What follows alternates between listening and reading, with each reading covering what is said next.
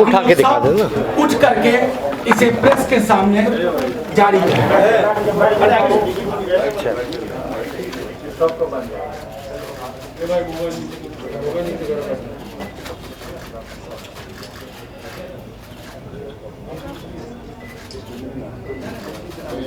थोड़ा लेफ्ट कर जाएंगे, थोड़ा इधर भी बीच में। Thank you. प्रेस के साथियों को कॉपी 2 मिनट के अंदर डिस्ट्रीब्यूट कर दी जाएगी। अब मैं नेता प्रतिपक्ष तेजस्वी से आग्रह करूंगा संकल्प की शुरुआत करें, उसके बाद हमारे सभी गठबंधन सहयोगी दल बारी बारी से अपनी बात रखेंगे आपके समक्ष। जय हिंद।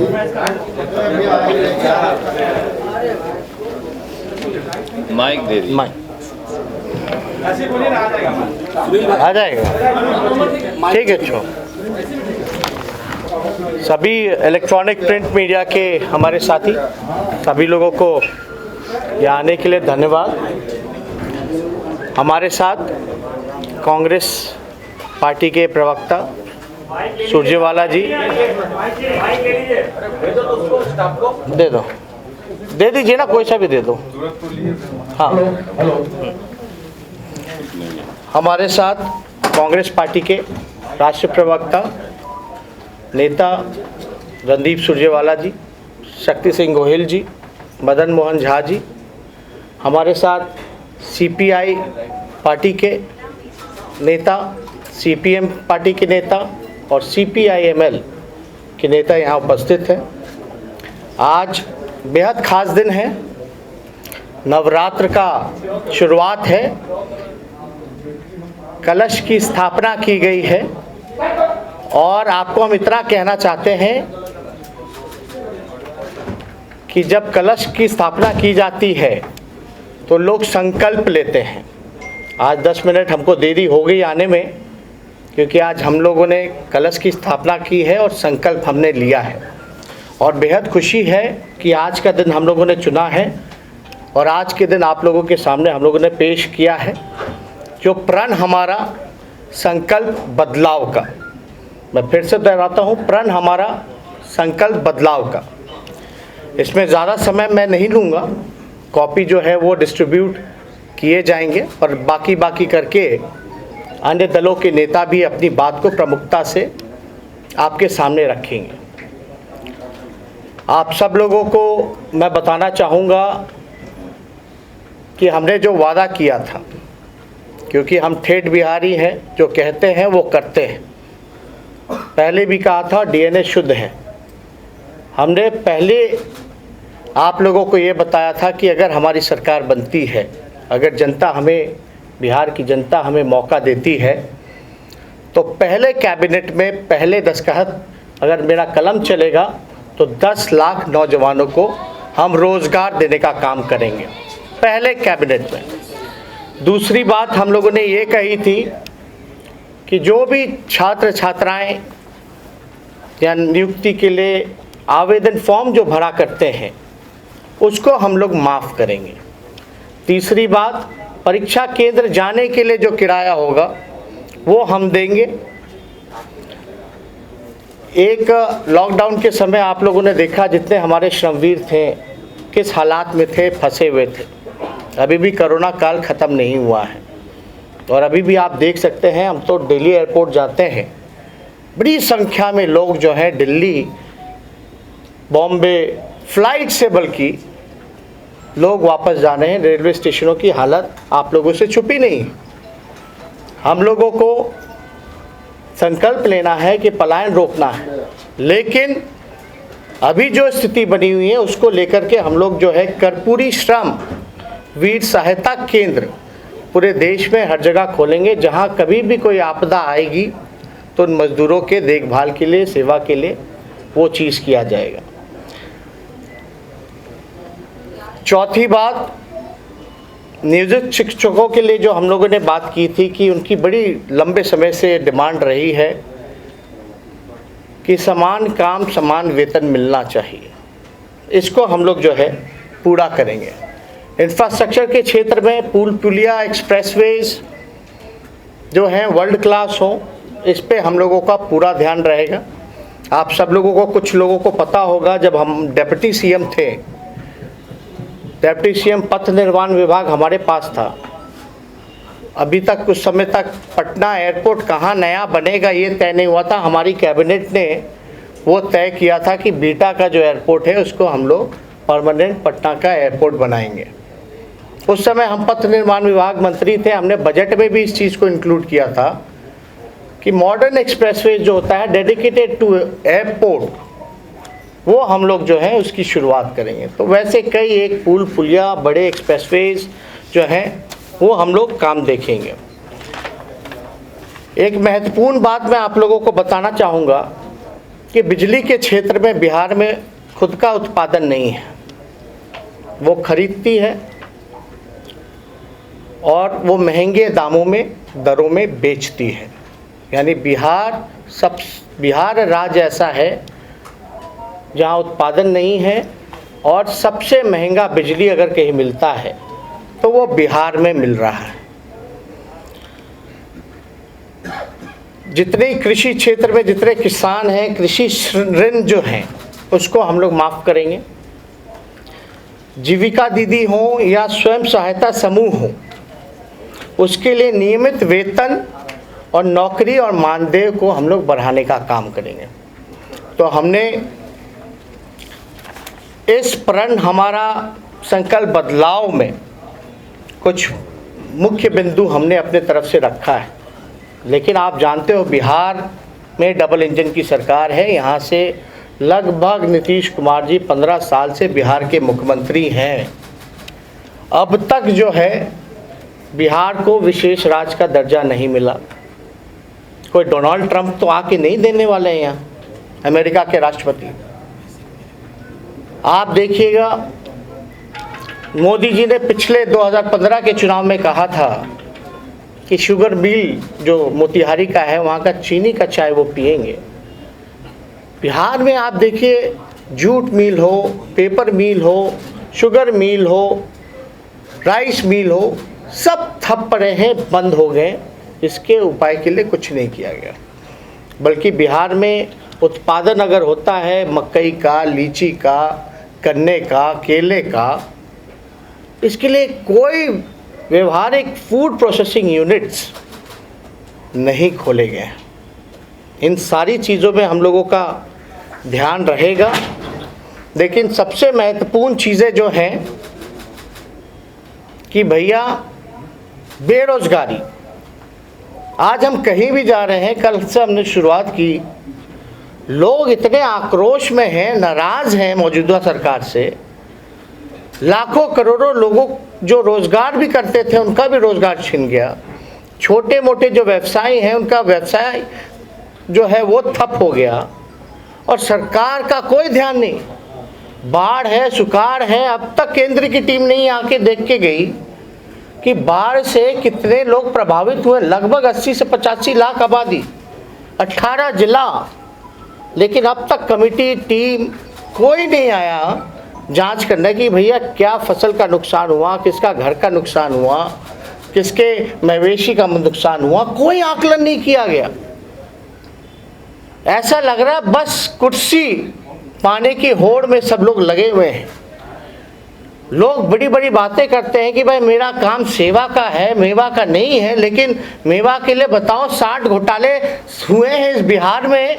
सृजन घोटाले जैसे जो लोग थे, सृजन घोटाले में जो लोग अभियुक्त, वो लोग खुलेआम घूम रहे हैं, उनको गिरफ्तार नहीं किया जा रहा। तो चाहे भ्रष्टाचार हो, लॉ एंड ऑर्डर की स्थिति हो, एनसीआरबी के आंकड़े आप देख लें, कोई मेरे आंकड़े नहीं। हम लोग भी सत्ता में रहे, कांग्रेस पार्टी 15 में, राष्ट्रीय जनता दल जेडीयू थी। उन 18 महीने का आप निकाल लीजिए और बाकी के बीजेपी जो आई सरकार में उसका आंकड़ा निकाल लीजिए। स्पष्ट रूप से अपराध जो है बढ़ा है। लेकिन जो मुख्य बातें हैं हमने कही हैं, बाकी तो हम लोग आप लोगों से करते रहते हैं। ज़्यादा समय हम ना लेते हुए, मुझे पूरा विश्वास है बिहार की जनता पर कि जो विकल्प हम लोगों ने, महागठबंधन के लोगों ने, आरजेडी, कांग्रेस, लेफ्ट की तीनों पार्टियों ने एक साथ आकर के बिहार की जनता के सामने जो संकल्प लिया है, जो प्रण है हमारा, उसको हम लोग सरकार बनने के इमीडिएटली बाद ही उसको पूरा करेंगे। और हमने तो पहले भी कहा कि पहले कलम अगर मेरा चलेगा कैबिनेट मीटिंग में, पहले कैबिनेट मीटिंग में, तो 10 लाख नौजवानों को रोज़गार, 10 लाख लोग सोचते हैं कहाँ से आएगा, 4.5 लाख नौकरियाँ तो रिक्त पड़ी हैं सरकारी, शिक्षा विभाग में, स्वास्थ्य विभाग में, होम डिपार्टमेंट, पुलिस डिपार्टमेंट्स में। एक उदाहरण दे दें, मणिपुर छोटा राज्य है, वहाँ 1 लाख आबादी पर 1000 पुलिसकर्मी हैं और बिहार में 77 हैं केवल 1 लाख की आबादी पर। तो आप अंदाज़ा लगा सकते हैं।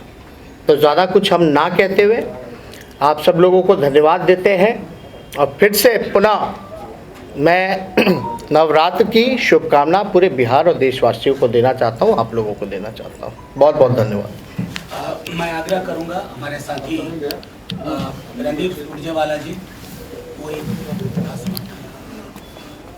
शुक्रिया तेजस्वी जी, शक्ति सिंह जी, मंच पर उपस्थित सब नेतागण, पत्रकार, छायाकार बंधुओं। तेजस्वी जी ने भविष्य के बिहार का एक अमली जामा आपके सामने रखा। ये चुनाव है क्या और हम सब इकट्ठे क्यों हैं, हम केवल 2 मिनट लेकर आपको कहेंगे। ये चुनाव नई दशा बनाम दुर्दशा का चुनाव है। ये चुनाव नया रास्ता और नया आसमां बनाम हिंदू मुसलमान का चुनाव है। ये चुनाव नए तेज, नई तरुणाई बनाम फेल तजर्बे की दुहाई का चुनाव है। ये चुनाव खुददारी और तरक्की, जिसकी चर्चा आपने की, बनाम बंटवारा और नफरत का चुनाव है। जेडीयू, भाजपा, नीतीश बाबू, सुशील मोदी जी ने बिहार की पीठ में वार किया है। बिहार खुददार है, सब कुछ स्वीकार कर सकता है, धोखा नहीं। भारतीय जनता पार्टी के खिलाफ वोट मांगकर, जैसा आपने फरमाया, सरकार बनाई और फिर सृजन घोटाले के फेविकॉल से सरकार चलाई। ये वही भारतीय जनता पार्टी तो है जिन्होंने बिहार के डीएनए पर सवाल उठाया था, पर वो डीएनए की बात बताने वाले निर्मम बाबू या कुशासन बाबू, हम क्या कहें दोनों में से, वो अब डीएनए का नया मतलब निकाल पाए, और वो है दम नहीं आप में, कि वो भारतीय जनता डीएनए डी दम नहीं आप में, क्योंकि वो डीएनए का सही मतलब जो वो समझते थे वो उन्होंने हमें नहीं बताया था। ये लोग सिर्फ जबान नहीं, कलम के भी बेईमान हैं। कलम की बेईमानी से इन्होंने बिहार का ईमान लूटने की कोशिश की है। और जब 2 षड्यंत्रकारी दोस्तों साथ आते हैं तो स्वाभाविक है षड्यंत्र तो होगा ही। भारतीय जनता पार्टी 3 गठबंधनों में चुनाव लड़ रही है। एक गठबंधन है जेडीयू और बीजेपी का, जो आपको नजर आता है। एक गठबंधन है बीजेपी और एलजेपी का, जो आप समझते हैं। एक गठबंधन है बीजेपी और ओवैसी साहब का। 3 ठगबंधन जो हैं उनके साथ बीजेपी इस बिहार के चुनाव में उतरी है। बाकी के सब मुद्दे आपने उठाए और तेजस्वी जी से हम सब दलों ने चर्चा की थी। मैं केवल एक छोटा सा मुद्दा आपके समक्ष रखूंगा। किसान और नौजवान, यही तो बिहार है। उसमें मजदूर भी आ गया, गरीब एससी-बीसी के हमारे भाई भी आ गए। खेती पर एक सुनियोजित तरीके से मोदी सरकार ने हमला बोला है। भारतीय जनता पार्टी की केंद्रीय सरकार देश की हरित क्रांति को हराना चाहती है और बिहार का चुनाव कहीं ना कहीं इस यहाँ के किसान, मजदूर, गरीब, पिछड़े, दलित, वो सारे साथियों को इस षड्यंत्र को विफल करना है। इसकी शुरुआत भी नीतीश बाबू ने 2006 में की थी, जब एपीएमसी की मंडियां खत्म की थी। क्या मोदी जी और नीतीश बाबू ये बताएंगे कि अगर सारी मंडियां खत्म हो जाएं, अगर कुछ रहे ही ना, तो किसान को एमएसपी यानी न्यूनतम समर्थन मूल्य कैसे मिलेगा, कौन देगा और कहां देगा? 15.5 करोड़ किसान देश में हैं। एग्रीकल्चर सेंसस 2015-16 के मुताबिक, और अगर मुझे सही याद है तो 1,75,00,000 के करीब बिहार प्रदेश में। तो क्या आप उनके खेत में जाकर एमएसपी देंगे? एफसीआई तो 42,000 देश की मंडियों में एमएसपी नहीं दे पाती, तो खेत में कैसे देंगे? इसीलिए आपने वादा किया है कि जिस दिन हमारी सरकार बनेगी, पहले विधानसभा के सत्र में इन तीनों कृषि विरोधी काले कानूनों को खत्म करने का कानून पारित तेजस्वी जी के नेतृत्व में हमारी महागठबंधन की सरकार करेगी, और किसान को गुलामी की इस बेड़ियों से जो भाजपा ने डाली हैं उनसे आजादी दिलवाएंगे। पहली कलम से मंत्रिमंडल में नौजवान की, और विधानसभा के पहले सत्र में किसान को इन बेड़ियों से मुक्त करवाएंगे। धन्यवाद। Comrade Shashi, CPI-ML liberation. मंच पर उपस्थित तेजस्वी जी, सुरजेवाला जी और अन्य तमाम पार्टी के नेतागण, सबसे पहले इतना कैमरा चमक रहा है और इसमें एक चेहरा नहीं दिखाई दे रहा है कृष्ण मोहन शर्मा जी का, इससे मैं मर्माहत हूँ और उन्हें विनम्र श्रद्धांजलि के साथ मैं अपनी बात की शुरुआत करती हूँ।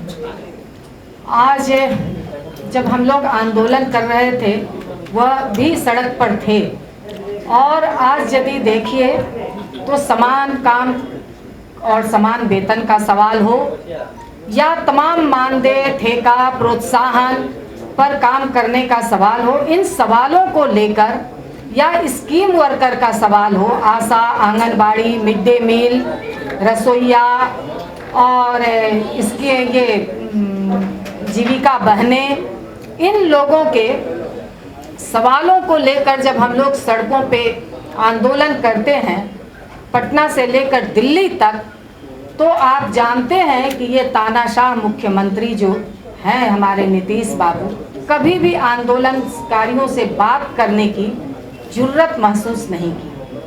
बल्कि अगर हम पीछे लौट कर देखते हैं तो हम पाते हैं कि हमारे कर्पूरी ठाकुर जी हों, लालू यादव जी हों, वो आंदोलनकारियों से बात करते थे, उनकी समस्याओं को सुनते थे, उनके सवालों पर ध्यान देते थे, गौर करते थे।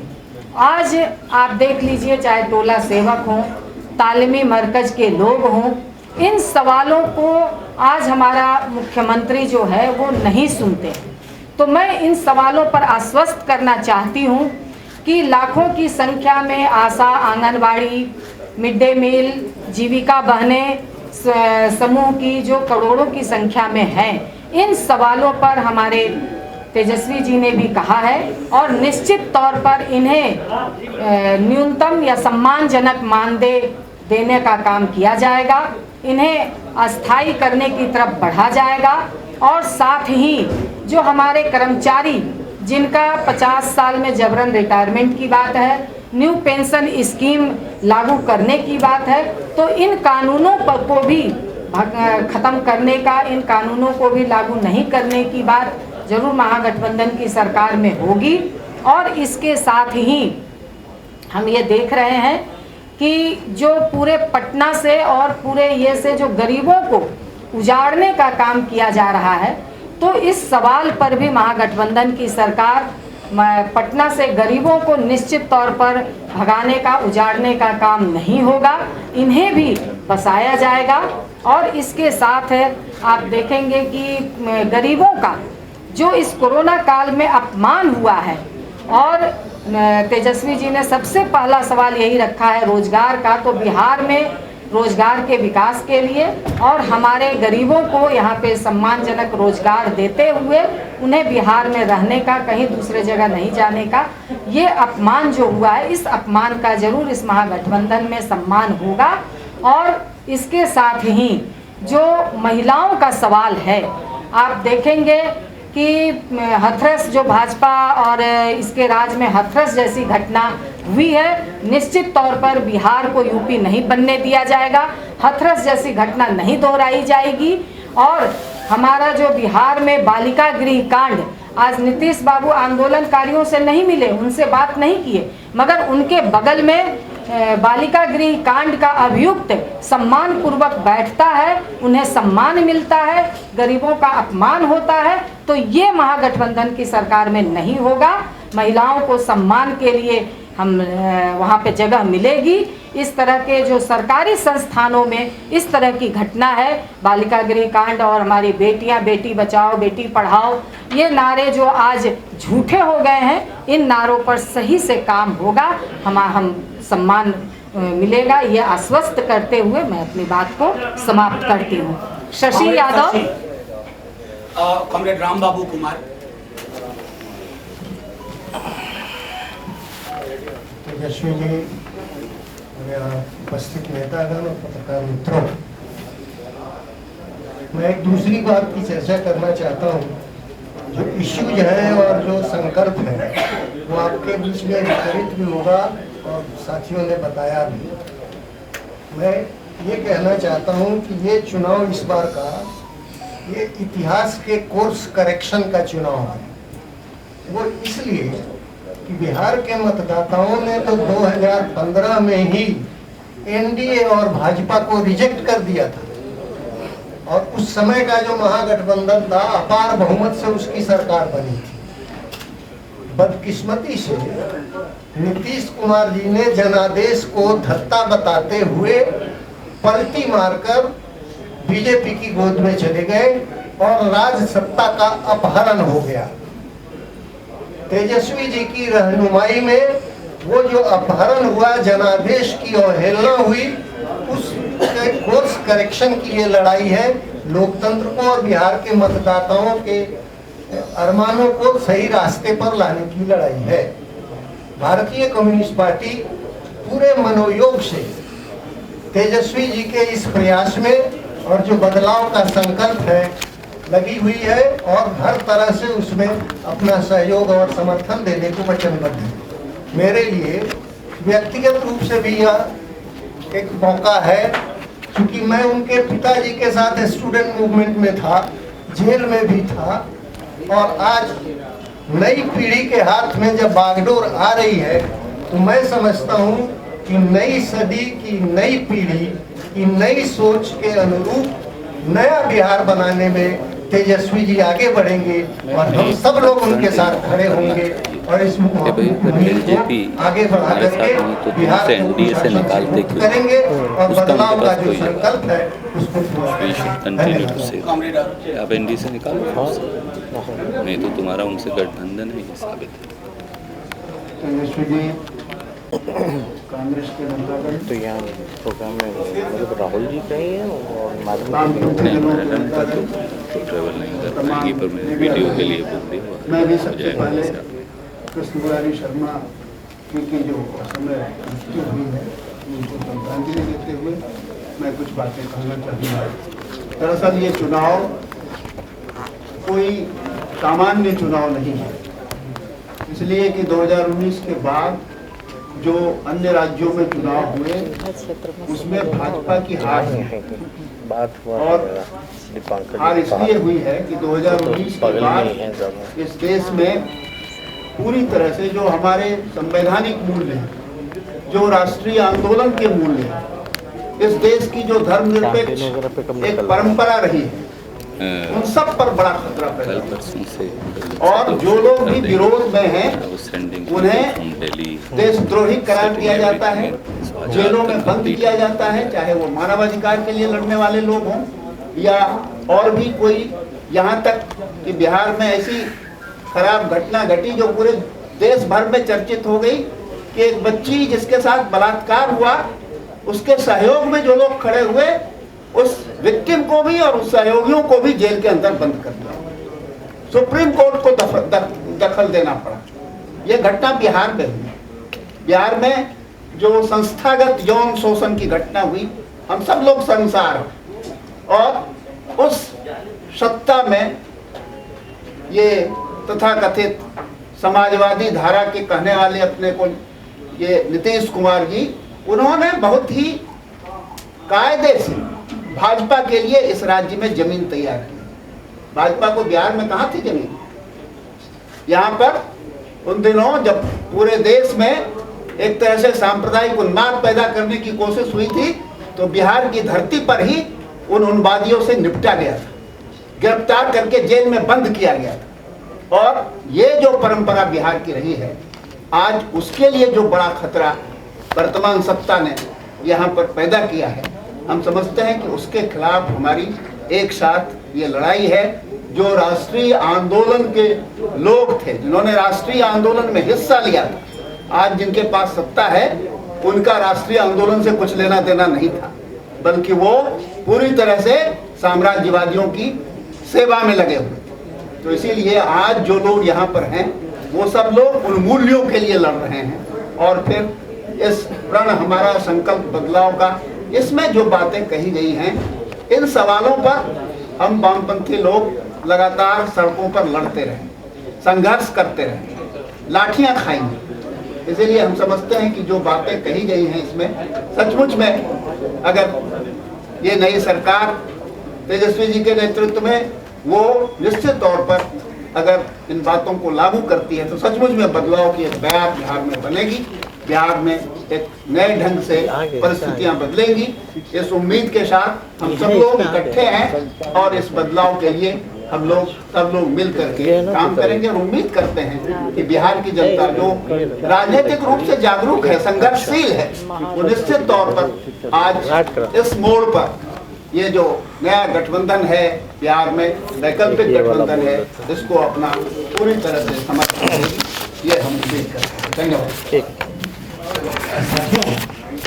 एक मिनट, आप लोगों को सूचना देना है कि अभी ग्रेजुएट और टीचर्स का एमएलसी वाला जो चुनाव चल रहा है, इसमें राष्ट्रीय जनता दल डॉक्टर मदन मोहन झा दरभंगा शिक्षक निर्वाचन क्षेत्र से जो प्रत्याशी हैं, उनको हम लोग पूरा समर्थन करेंगे, सहयोग करेंगे। केदारनाथ पांडे जी सारण शिक्षक निर्वाचन क्षेत्र से हैं, सीपीआई के हैं, उनको हम लोग जो है सहयोग कर रहे हैं। और श्री संजय कुमार सिंह तिरहुत शिक्षक निर्वाचन क्षेत्र से हैं, लेफ्ट के हैं, इनको हमारा समर्थन रहेगा।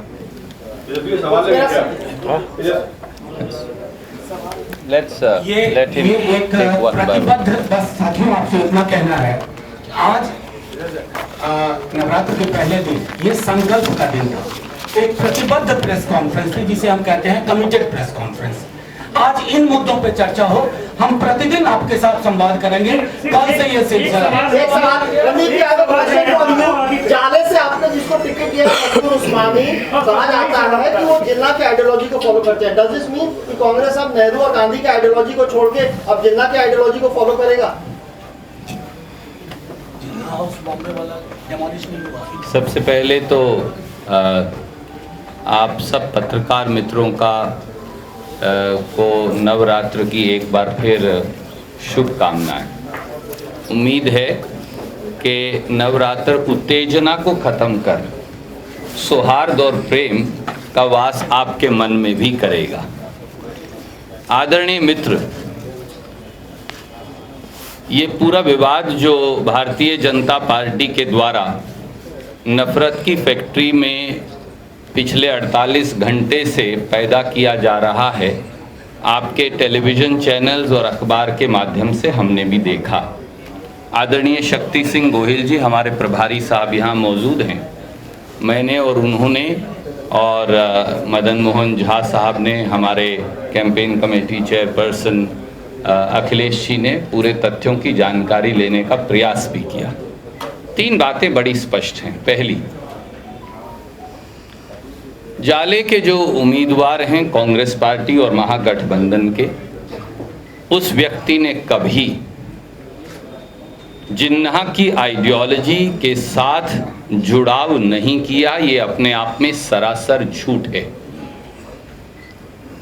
जब वो अलीगढ़ मुस्लिम यूनिवर्सिटी के विद्यार्थी थे तो उन्होंने प्रधानमंत्री जी को पत्र लिख मई में ये कहा कि कृपया करके आदेश दीजिए ताकि जिन्ना की फोटो एएमयू से भी उतारें और उसके बाद संसद और मुंबई हाईकोर्ट से भी उतारें।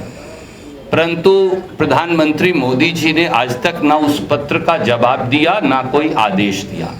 दूसरा, आदरणीय मित्र, जो लोग 10 लाख नौकरी पैदा करने से इस महागठबंधन को रोकना चाहते हैं, वो आपको भटका रहे हैं। जो किसान का मक्का 750 रुपए में बिकवा रहे हैं, वो आपको भटका रहे हैं। जो धान 1200 रुपए में बिकवाते हैं 1888 की बजाय, वो आपको भटका रहे हैं।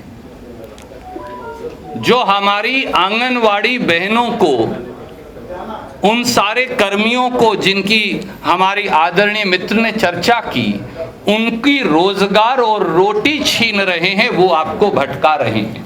वरना एक बात तो बता दीजिए, जिन्हा की मजार पर तो माथा टेक कर भाजपा के अध्यक्ष वो कई बातें लिखकर आए थे जिन्हें लालू यादव जी ने यहां गिरफ्तार किया था, पर भाजपा ने तो उसका जवाब कभी दिया नहीं। हमारे गुरदासपुर और उधमपुर में सेना और पुलिस के सिपाहियों को जिन्होंने उग्रवादियों ने मारा, उसके बाद दावत जन्मदिन की उड़ाकर आए मोदी जी बगैर बुलाए, और सवाल पाकिस्तान के बारे में हमसे पूछे जाएं। आदरणीय साथियों, पठानकोट एयरबेस उग्रवादी हमले के बाद मोदी जी और अमित शाह जी आईएसआई को, जो उग्रवादियों की संरक्षक और पोषक है, उसे यहां जांच पर बुलाएं, वो भी हमारे सेना के हवाई अड्डे पर, और सवाल हमसे पूछे जाएं। अरे भैया, मौलाना मसूद अजहर लश्करे तोयबा के उग्रवादियों को हवाई जहाज में बिठाकर भारतीय जनता पार्टी की सरकार छुड़वा कर आए, और सवाल हमसे पूछे जाएं। दाऊद इब्राहिम की बीबी को मोदी सरकार मुंबई में आने की इजाजत देकर आए, और सवाल हमसे पूछे जाएं। भारतीय जनता पार्टी के मध्य प्रदेश के आईटी विभाग के प्रमुख हमारी सेना की मुखबरी आईएसआई के लिए करते पकड़े जाएं, और सवाल हमसे पूछे जाएं। इसलिए इस चुनाव को भटकाने की एक साजिश है। 10 लाख बिहारी युवाओं को रोजगार चाहिए या नहीं? बिहार का मक्का, धान और गेहूं खरीदी जानी चाहिए या नहीं? बिहार के गेहूं खरीद केंद्र 9000 से जो 1000 हो गए हैं, उन्हें वापस 15000 तेजस्वी जी के नेतृत्व में किया जाना चाहिए या नहीं? बिहार में यौन शोषण की जो घटनाएं हो रही हैं, उन पर नियंत्रण पाया जाना चाहिए या नहीं? सवाल ये हैं, सवाल वो नहीं है जो आपके टेलीविजन के माध्यम से भाजपा मैन्युफैक्चर करने का षड्यंत्र कर रही है। धन्यवाद। मेरा तेजस्वी से क्वेश्चन है, जिस तरीके से जम्मू कश्मीर के ऊपर चिदम्बरम ने कहा है कि जो लोकल पार्टी संघ में आ रहे हैं और रिस्टोरेशन होना चाहिए, आर्टिकल 370 को दोबारा हटा के वही कॉपी टू यू आल्सो। नहीं, आपका सवाल, एक तो मैंने शुरू में ही कहा था, साथियों डेली प्रेस कॉन्फ्रेंस में हम लोग मुलाकात करेंगे। थोड़ा बिहार पे थोड़ा रखें, जो एक बिहार के भविष्य की बात है। साथी एक मिनट जवाब तो देने दीजिए। एक सवाल जब पूछा है, जो बातें फारूक अब्दुल्ला कह रहे हैं, नहीं मैं कह रहा हूँ, सुन लीजिए मेरी बात। पार्टी के नेता ने आरोप लगाया है कि मदन मोहन झा ने टिकट काट क्यों? नहीं पहली मिश्रा ने आरोप लगाया है, कांग्रेस के नेता हैं और उन्होंने कहा है कि मदन मोहन झा ने पैसे लेकर टिकट भेजा है। एक मिनट, एक सवाल था, मैं उसका जवाब दे देता हूँ। सबसे पहले ये जान लीजिए कि जो कुछ भी फारूक अब्दुल्ला और लोग कहते हैं, पहली बात तो बिहार चुनाव से ताल्लुक नहीं है। बिहार में रोटी रोजगार की चर्चा होगी, और जो वो कह रहे हैं वो सदन में कम से कम 100 सदस्य बोल चुके हैं, तो कोई नई बात नहीं है। क्या आप लोग वेलकम करते हैं उसको सर? नहीं, सदन में जो कहा गया है, पार्लियामेंट्री प्रिविलेज भी कोई चीज होती है, पार्लियामेंट्री प्रिविलेज है कोई चीज। अब किसी और साथी को भी पूछने दीजिए, आप 5 सवाल पूछ चुके हैं। तेजस्वी जी, जो मुद्दा आप बना रहे हैं रोजगार का, बार बार बीजेपी और जेडीयू के जो भी लीडर हैं प्रेस कॉन्फ्रेंस करते हैं पटना में, वो बार बार आपके जो 15 साल के आरजेडी का शासनकाल है उसका एग्जाम्पल देते हैं। उस समय रोजगार क्यों नहीं दिया, उसका देते हैं, उस वक्त जो स्थिति थी उसका देते हैं, तो हवाला बार बार उसका देते हैं, और आपके अनुभव को। देखिए, 15 साल से सरकार किसकी है? हम लोग 15 साल सरकार में रहे, जनता हमें विपक्ष में बैठने का मौका दिया, 15 साल हम बैठे, लेकिन अभी सवाल होंगे जो अभी सत्ता में है। पहली बात, मुख्यमंत्री जी का चुनावी प्रचार हम लोगों ने देखा, आपने भी देखा, सुना। मुख्यमंत्री जी ने क्या कहा? रोजगार को लेकर के, कारखाने को लेकर के, इंडस्ट्री को लेकर के उन्होंने एक बात कही कि हमने पूरा प्रयास किया लेकिन यहाँ कारखाने नहीं लग सकते, उद्योग, बड़े उद्योग नहीं लग सकते, रोजगार नहीं दिए जा सकते। स्पष्ट है। इस बात को तो हम बहुत पहले से कहते आ रहे हैं कि माननीय मुख्यमंत्री जी रोजगार पे बात नहीं करना चाहते, भूखमरी पे बात नहीं करना चाहते, पलायन पे बात नहीं करना चाहते, गरीबी पे बात नहीं करना चाहते। और ये स्पष्ट हो गया कि बिहार के मुख्यमंत्री अब थक चुके हैं, अब इनसे बिहार नहीं संभल रहा। मुख्यमंत्री जी हवाला देते हैं कि बिहार जो है समुद्र किनारे नहीं है, मतलब लैंडलॉक्ड स्टेट है। इससे पहले भी कितनी मीलें लग चुकी हैं बिहार में जो कि इनके शासन में बंद हो गई हैं। कारखाने, लालू जी जब रेल मंत्री थे यूपीए के समय में 3 कारखाने के अलावा चौथा कारखाना आप बता दीजिए। मढ़ौरा का कारखाना, परसा का और मधेपुरा का, इसके अलावा चौथा कारखाना कहाँ है भैया? लगे कि नहीं लगे? यानी मुख्यमंत्री खुद स्वीकार कर रहे हैं कि अब उनसे होने वाला नहीं है। उन्होंने हाथ पूरी तरीके से हाथ खड़े कर दिए। और जो हम बात कर रहे हैं, आप बताइए कि 4.5 लाख नौकरियां रिक्त पड़ी हैं कि नहीं पड़ी हैं? बिहार आगे तरक्की कैसे करेगा?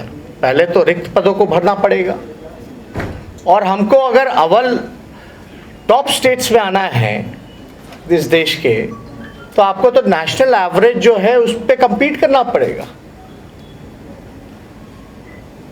तो उन मानकों को देखते हुए हम लोग जो है पूरी तरीके से फिजिबल है डूइंग। 24,000 करोड़ रुपए मुख्यमंत्री जी का जल हरियाली योजना में लगता है, कहाँ खर्च हो रहा है किसी को नहीं पता।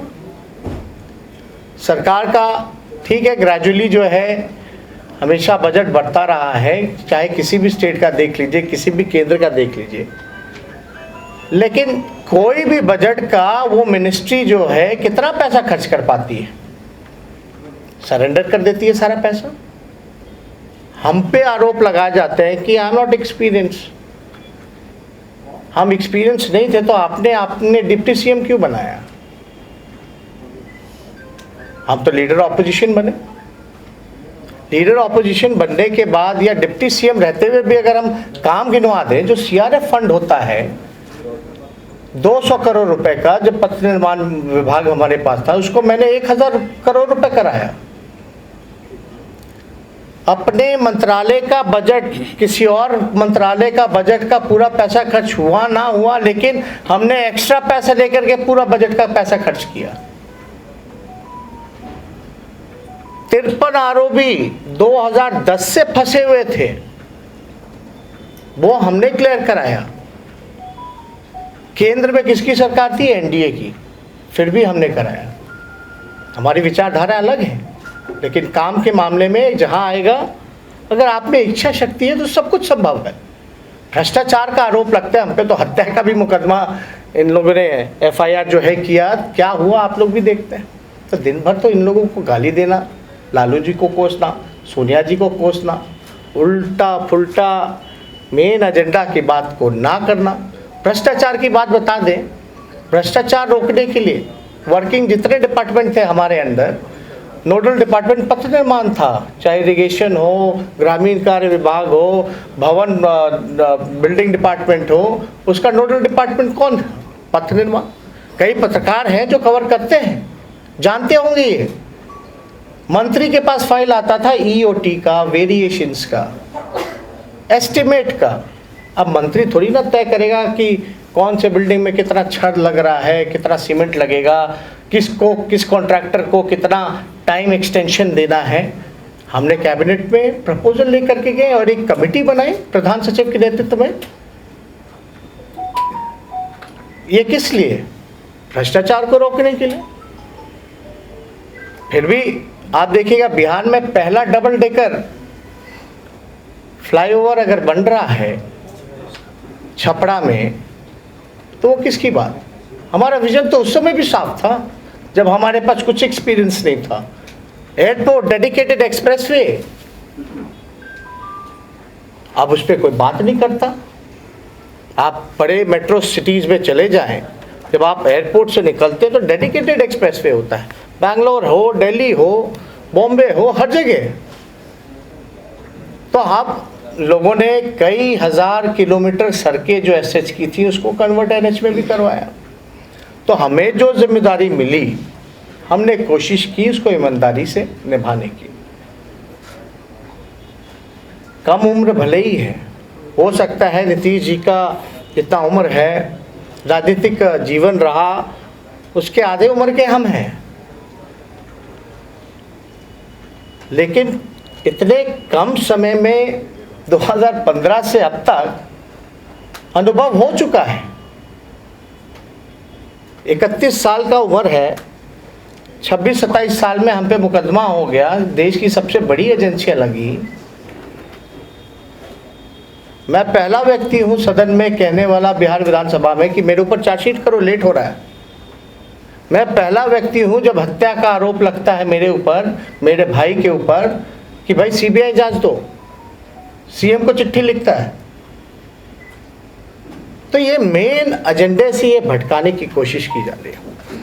हमने पहले भी कहा था, कितना भी कोई भी प्रयास करेगा, नीतीश जी को, बीजेपी के लोगों को खींच के एजेंडे पे ही लाएंगे। बताएं नीतीश कुमार जी कितने नौजवानों को उन्होंने रोजगार दिया, बताएं नीतीश कुमार जी कितने कारखाने उन्होंने लगाए। अब जवाब क्या मिल रहा है? कोशिश किया।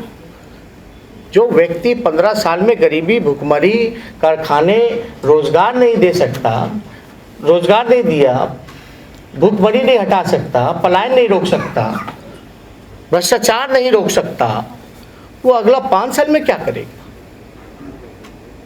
तो इसलिए, और अब हमारे पास, पहले हम लोग तो विजन के साथ आ रहे, यूनाइटेडली हम लोग, सब लोग, आज नवरात्र का दिन भी है, कलश स्थापना है, संकल्प हम लोगों ने लिया है, लेकिन बात को समझिए कि उनका क्या विजन है। अब उनको याद आ रहा है कि हर खेत जल सिंचाई की व्यवस्था कराएंगे। तो ये बिहार की जनता राजनीतिक रूप से, सामाजिक रूप से जागरूक है, सब कुछ समझ रहा है। आप बताइए, सुप्रीम कोर्ट ने ऑर्डर दिया था कि जितने मजदूर आए उनको रोजगार दो, क्या हुआ? कोई सवाल नीतीश जी से पूछा? नीतीश जी एयरपोर्ट जाते हैं, आंखों में चश्मा, पर्दा लगा लिया है, उनको मजदूर नहीं नजर आ रहे। जो 145 दिन तक गरीब मजदूरों को देखने तक नहीं गया, बाढ़ पीड़ितों से मिलने तक नहीं गया, उनको कोई अधिकार नहीं किसी और से सवाल पूछने का। 1500 किलोमीटर, 2000 किलोमीटर तक बिहार के लोग छाले पड़ गए, 2-2 महीने लग गए। सरकार ने मुंह फेर लिया, और आने के बाद हम लोगों ने जब शोर किया, अनुमति मिलती है तो चिट्ठी निकाल देती है बिहार सरकार की, आएंगे तो अपराध बढ़ जाएगा, यानी आप अपमानित कर रहे हो। तो इस पे ज़्यादा कुछ हमको टिप्पणी नहीं करनी है। बहुत धन्यवाद।